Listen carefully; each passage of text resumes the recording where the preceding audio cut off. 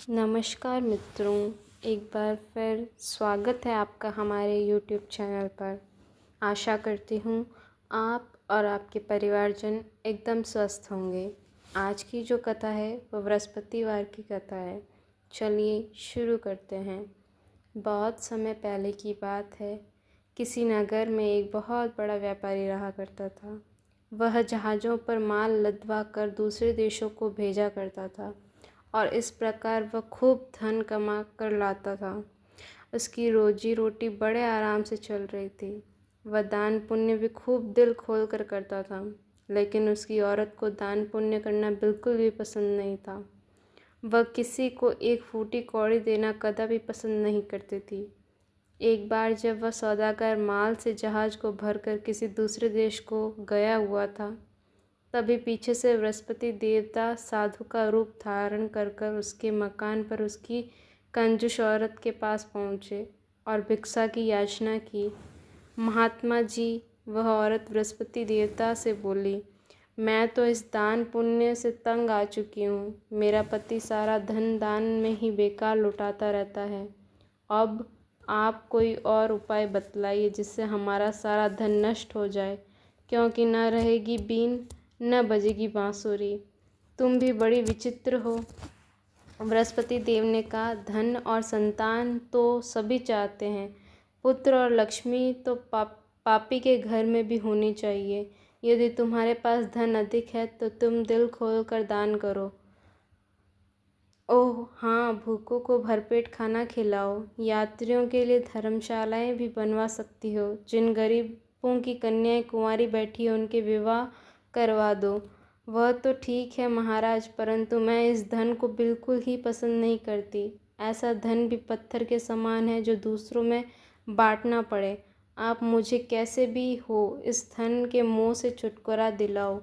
यदि तुम्हारी ऐसी ही इच्छा है, बृहस्पति देवता बोले, तो फिर तुम आने वाले बृहस्पति को घर को लीप कर पीली मिट्टी से अपने केशों को धोना, भोजन में मांस और मदिरा ग्रहण करना, भट्टी चढ़ाकर कपड़े धोना। बस तुम्हारा सारा धन नष्ट हो जाएगा। बहुत अच्छा महाराज। और फिर बृहस्पति देवता अंतर्ध्यान हो गए। औरत क्या जानती थी कि वे साधु नहीं बल्कि स्वयं बृहस्पति देवता है।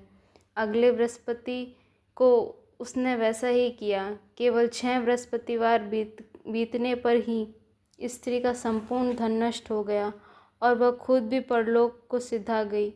उधर उस स्त्री के पति का माल भरा जहाज समुद्र में डूब गया और उसने बड़ी कठिनाइयों के साथ लकड़ी के तख्ते पर बैठकर अपनी जान बचाई और रोता पीटता किसी तरह वह अपने नगर में वापस आ गया। आकर उसने देखा कि उसका सब कुछ नष्ट हो गया और उसकी छोटी लड़की आंसू बहा रही है। उस व्यापारी ने अपने लड़की को तसल्ली देकर चुप कराया और कहा, पुत्री, ये सब कैसे हुआ, क्यों हुआ? लड़की ने अपने पिता को साधु बृहस्पति देवता वाली पूरी कहानी कह सुनाई। सुनकर उसने लड़की को शांत किया और भगवान की करनी बहुत ही प्रसन्न हुआ और प्रतिदिन जंगल में जाकर वहाँ से लकड़ियाँ चुनकर लाता और नगर में बेचकर अपनी जीविका चलाने लगा। मगर धन के अभाव के कारण वह बहुत दुखी था, क्योंकि गुजारा बड़े मुश्किल से होता था। एक दिन उसकी लड़की ने उसे दही खाने की इच्छा प्रकट की, लेकिन उसके पास तो 1 पैसा भी नहीं था कि उसको दही लाकर दे सके। वह उसने झूठे आश्वासन देकर जंगल में जाकर एक वृक्ष के नीचे बैठकर अपनी पूर्ण दशा का विचार कर रोने लगा। उस दिन बृहस्पतिवार का दिन था। बृहस्पति देवता उसकी दशा देखकर साधु का वेश धारण करके वहां आ पहुँचे और उस व्यापारी के पास आकर बोले, हे लकड़हारे, तुम इस जंगल में किस चिंता में बैठे रो रहे हो? हे महाराज, व्यापारी ने उत्तर दिया, आप सब कुछ जानने वाले हैं। इतना कहकर उसने आंध्रकंठ और भीगी आंखों से बृहस्पति देवता को अपनी सारी बीती कथा सुना दी। भाई, तुम्हारी औरत ने बृहस्पति देवता के दिन भगवान का अपमान किया, इसके कारण तुम्हारा यह हाल हुआ है। लेकिन अब तुम किसी प्रकार की चिंता मत करो, भगवान तुमको पहले से भी अधिक धनवान कर देंगे। इसीलिए तुम मेरे कहे अनुसार बृहस्पतिवार को बृहस्पति देव का पाठ किया करो 2 पैसे के चने मुनक्का मांगकर जल में भरे लोटे से थोड़ी सी शक्कर डालकर वह अमृत प्रसाद परिवार के सभी सदस्यों तथा खुद भी ले लिया करो, तो भगवान तुम्हारी हर मनोकामना पूरी करेंगे। साधु ने प्रसन्नता से उस व्यापारी से कहा। महाराज, व्यापारी बोला, मुझे लकड़ियों से तो इतना भी लाभ नहीं है कि मैं 2 पैसे का दही लाकर भी अपनी इकलौती कन्या को खिला सकूं। उसको मैं झूठे आश्वासन देकर टाल आया हूँ और इसीलिए इस समय यहाँ पर व्याकुल होकर बैठा हुआ था। यह भक्तराज बृहस्पति देवता ने कहा, तुम चिंता मत करो। बृहस्पतिवार के दिन तुम शहर में लकड़ियाँ बेचने के लिए जाओ। तुमको उस दिन लकड़ियों में से 4 पैसे अधिक मिलेंगे, जिससे मैं 2 पैसे का दही लाकर तुम अपनी कन्या को खिलाओ और उससे बच्चे 2 पैसों का मुनक्का व चना लाकर बृहस्पति देवता की कथा करना। जल में थोड़ी सी शक्कर डालकर अमृत बनाना, कथा का प्रसाद सब लोगों में बांटना, खुद भी खाना, तो तुम्हारे सब मनोरथ सिद्ध होंगे। इतनी बात बताकर बृहस्पति देवता अंतर्ध्यान हो गए। धीरे धीरे बृहस्पतिवार का दिन भी नज़दीक आ पहुंचा। व्यापारी ने जंगल में से लकड़ियां इकट्ठा की और शहर में बेचने के लिए आया। उस दिन 4 पैसे अधिक मिले, जिसमें से 2 पैसों का दही लाकर उसने अपनी इकलौती कन्या को दिया और 2 पैसे के चने व मुनक्का लेकर अमृत बनाकर बांटा और प्रेम से खुद भी खाया। उस दिन उसने कई कठिनाइयां दूर होने लगी, लेकिन अगले बृहस्पतिवार और बृहस्पति देवता की कथा करवाना भूल गया। शुक्रवार को उस नगर में राजा की आज्ञा थी कि कल मैंने एक बहुत बड़े यज्ञ का आयोजन करवाया है। कोई भी व्यक्ति अपने घर में अग्नि न जलाए और समस्त जनता मेरे यहाँ आकर भोजन ग्रहण करे, तो इस संदेश का उल्लंघन करना उसे सूली पर चढ़ा दिया जाएगा।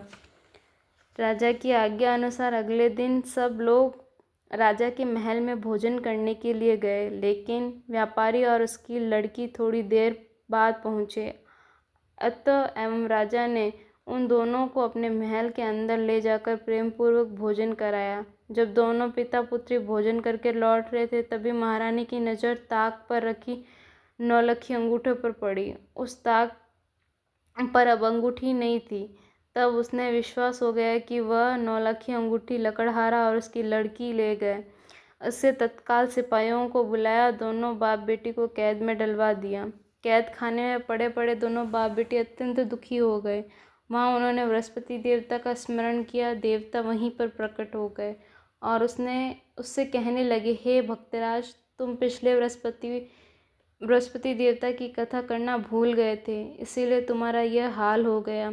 अब भी तुम किसी प्रकार की चिंता मत करो। बृहस्पतिवार के दिन कैद खाने के दरवाजे पर 2 पैसे पड़े हुए दिखेंगे। तुम वह पैसे उठाकर चने और मुनक्का लेना, फिर विधि पूर्वक बृहस्पति देवता का पूजन करना। बस फिर तुम्हारे सभी दुख दूर हो जाएंगे।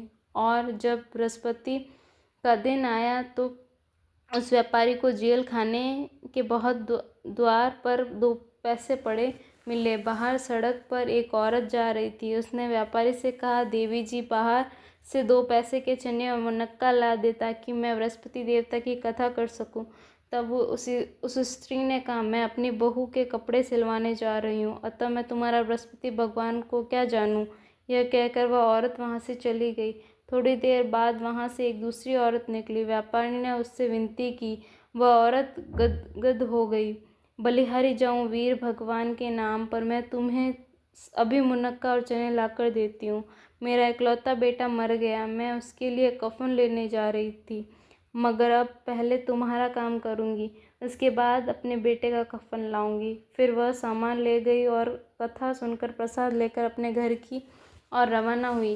देखती क्या है, लोग उसके बेटे की लाश को कंधों पर रखकर राम नाम सत्य है कहते हुए शमशान की ओर चले जा रहे थे। तब उस औरत ने उन लोगों से कहा, भाई, मुझे अपने लाडले का मुख तो देखने दो। लोगों ने अर्थी को जमीन पर रख दिया। औरत ने प्रसाद और अमृत लड़के के मुंह में डाला। तत्पश्चात लड़का उठकर खड़ा हो गया और अपनी माँ के गले से लग गया।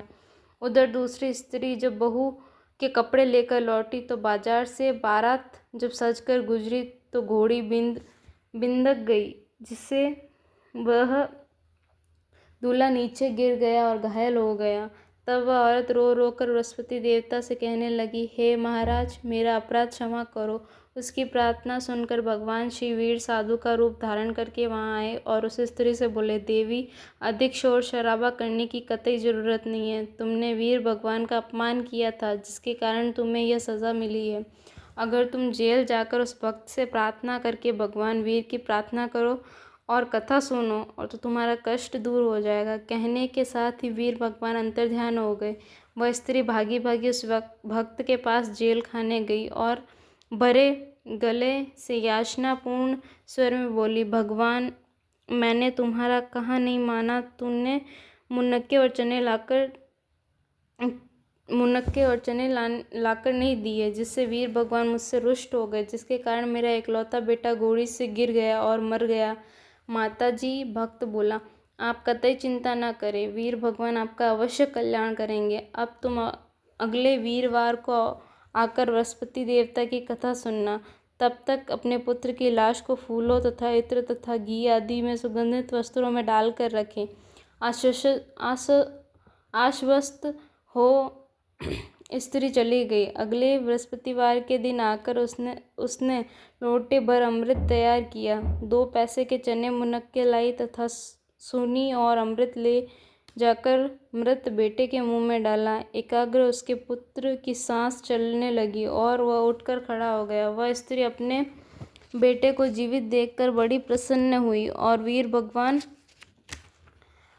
को गुणगान करती हुई अपने घर आ गई। उधर उसी दिन में वीर भगवान ने राजा के स्वप्न में दर्शन दिया और कहा, हे राजन, तुमने जिस सौदागर और उसकी पुत्री को जेल में बंद किया है, वह दोनों निर्दोष हैं।